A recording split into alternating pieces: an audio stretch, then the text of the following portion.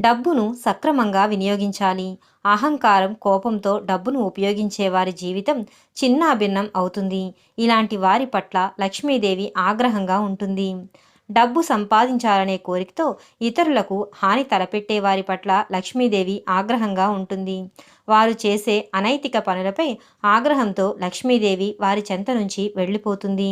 డబ్బు రాగానే అహంకారం ప్రదర్శించే వారిపైన లక్ష్మీదేవి ఆగ్రహిస్తుంది.